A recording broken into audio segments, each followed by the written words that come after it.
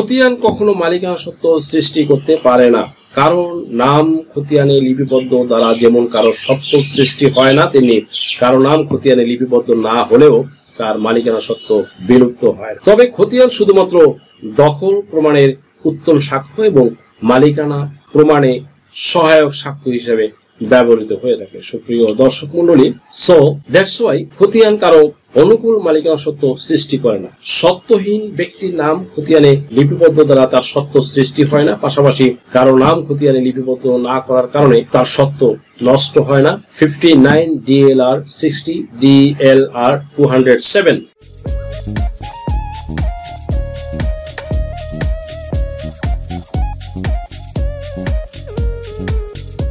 আসসালামু আলাইকুম সুপ্রিয় দর্শক মন্ডলী, আজকে দুর্দান্ত একটি টপিক নিয়ে আপনাদের সামনে হাজির হয়েছি। টপিকটি হলো খতিয়ান কি মালিকানা সত্ত্ব সৃষ্টি করতে পারে? খতিয়ানে নাম থাকলেই কি জমির মালিক নয়? যার নামে দলিল সেই কি জমির মালিক? ভিউয়ার্স, খতিয়ান দিয়ে মালিকানা সত্ত্ব সৃষ্টি করতে পারে কিনা সেই সম্পর্কে ডিসক্রাইব করার আগে খতিয়ান কি তা আমাদের জানতে হবে। খতিয়ান শব্দের অর্থ হিসাব, ইংরেজিতে যাকে বলা হয় রেকর্ড অফ রাইটস। সত্ত্ব সংরক্ষণের উদ্দেশ্য দখল, সংরক্ষণ ও সরকারের রাজস্ব আদায়ের উদ্দেশ্য জরিপ বিভাগ কর্তৃক প্রত্যেক মৌজার জরিপ, মালিকের ঠিকানা, হিস্সা বা অংশ, জমির দাগ নম্বর, জমির পরিমাণ, জমির শ্রেণী, খাজনা ইত্যাদি বিবরণ সম্বলিত যে দখল সত্ত্বের রেকর্ড প্রস্তুত করা হয় তাকেই বেসিক্যালি খতিয়ান বলে। সাক্ষ্য আইনের 74 ধারা মোতাবেক খতিয়ান একটি পাবলিক ডকুমেন্টস। এটা সত্ত্বের কোনো দলিল নয়। ভূমি জরিপকালে ভূমি মালিকের মালিকানার বিবরণ উল্লেখ করে যে তালিকা প্রস্তুত করা হয় তাকে খতিয়ান বলে। খতিয়ানকে অনেকে শুধু রেকর্ড বলে। খতিয়ানে ভুল থাকতে পারে।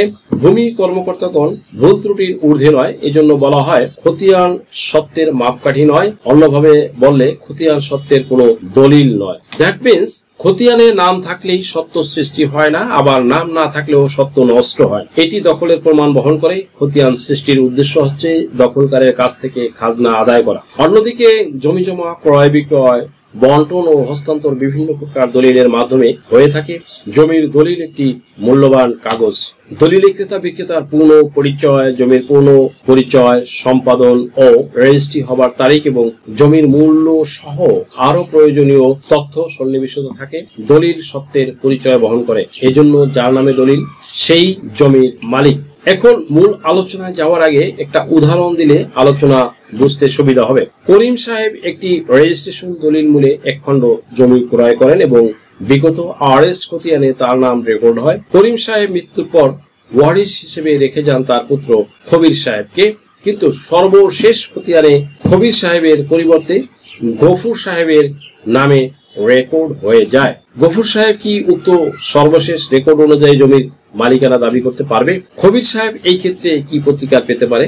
সহজ উত্তর হলো এখানে গফুর সাহেব উক্ত জমির মালিকানা দাবি করিতে পারে না, কারণ গফুর এর নামে সর্বশেষ খতিয়ান লিপিবদ্ধ হইলেও তিনি প্রকৃতপক্ষে জমির মালিক নন। খবির ওয়ারিশ সূত্রে উক্ত জমির মালিক। যেহেতু খতিয়ান কারো অনুকূলে মালিকানা সত্ত্ব সৃষ্টি করে না, সেহেতু গফুর সর্বশেষ খতিয়ান মূলে জমির মালিকানা দাবি করতে পারে। এখন আসি মূল আলোচনায়। খতিয়ান কি মালিকানা সত্ত্ব সৃষ্টি করতে পারে?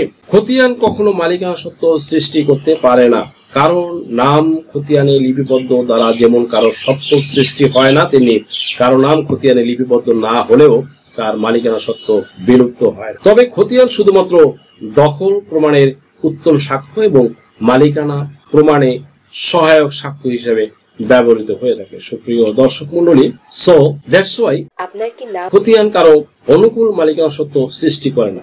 সত্ত্বহীন ব্যক্তির নাম খতিয়ানে লিপিবদ্ধ দ্বারা তার সত্ত্ব সৃষ্টি হয় না, পাশাপাশি কারো নাম খতিয়ানে লিপিবদ্ধ না করার কারণে তার সত্ত্ব নষ্ট হয় না। 59 DLR 60 DLR 207। চান মাহমুদ বনাম হুসাইন আলী 3 BLC 364। এই মামলায় উচ্চ আদালত বলেন CS খতিয়ান জমির দখল ও মালিকানা সম্পর্কে অনুমান সৃষ্টি করতে পারে না। এই মামলা থেকে বোঝা যায় মালিকানা অনুমান করা আর মালিকানা সত্ত্ব সৃষ্টি করা এক বিষয় নয়। এছাড়া সাধারণ বীমা কর্পোরেশন বনাম সিলেট পৌরসভা 72 DLR 2020 HCD 181 মামলায় উচ্চ আদালত বলেন, কোনো ব্যক্তি যদি অন্য কোনো ভাবে মালিকানা সত্ত্ব না থাকে তাহলে শুধুমাত্র খতিয়ানে নাম লিপিবদ্ধ দ্বারা কেউ মালিকানা সত্ত্ব দাবি করতে পারে না। তবে খতিয়ান শুধু বর্তমান দখল প্রমাণের সাক্ষ্য হিসেবে ব্যবহৃত হতে পারে। সুপ্রিয় দর্শক মন্ডলী, দ্যাটস ওয়াই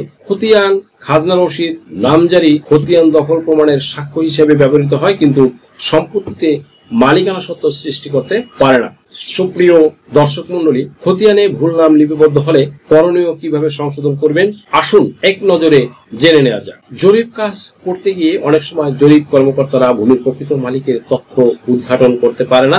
জরিপ চলমান থাকা অবস্থায় অনেকে অন্য জায়গায় অবস্থান করায়, মেয়েরা বিবাহের পরে শ্বশুর বাড়িতে বসবাস করায় প্রকৃত মালিকের নাম খতিয়ানে লিপিবদ্ধ করা যায় না। আবার অনেক সময় ভাইয়েরা বোনদেরকে ডিসপ্যারেট করে বা বঞ্চিত করার জন্য ইচ্ছাকৃতভাবে তাদের কোনো বোন নাই মর্মে জরিপ কর্মকর্তাদের বলে। তাই স্বাভাবিকভাবে ভাইদের নাম খতিয়ানে লিপিবদ্ধ হইলেও বোনদের নাম খতিয়ানে লিপিবদ্ধ হয় না। এমন অনেক নজির বাংলাদেশের প্রত্যন্ত এলাকায় রয়েছে।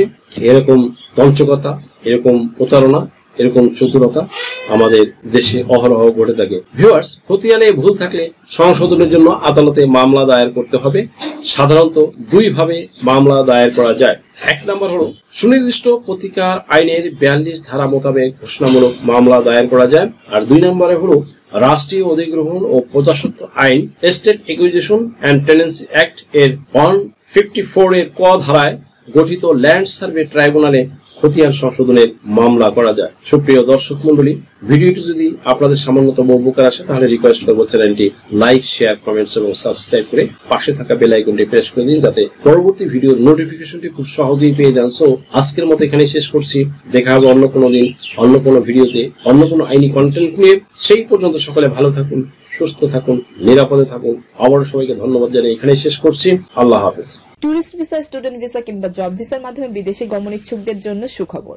আপনি কি সম্পদের ভ্যালুয়েশন করতে বিশ্বস্ত ও নির্ভরযোগ্য প্রতিষ্ঠান খুঁজছেন? আমরা দিচ্ছি দীর্ঘদিনের অভিজ্ঞতা সম্পন্ন এবং আইন মন্ত্রণালয় থেকে সনদপ্রাপ্তদের দিয়ে স্বল্প খরচে নির্ভুল সেবা। Asset valuation, property valuation, sponsor affidavit, support affidavit, DD summary, notary ও অনুবাদ সহ আনুষঙ্গিক সকল ধরনের ডকুমেন্ট দেশে বিদেশ থেকে নিতে চাইলে আজই ডায়াল করুন 0172458388 নম্বরে। আপনি কি কাবিননামা বা নিকানামা ইংরেজিতে অনুবাদ করে নোটারি করতে চান? ম্যারেজ সার্টিফিকেট ইংরেজি অনুবাদ সহ নোটারি প্রয়োজন? তাছাড়াও যে কোনো প্রকার ডকুমেন্ট নোটারি বা হলফনামা করতে আজই ডায়াল করুন 0172458388 নম্বরে।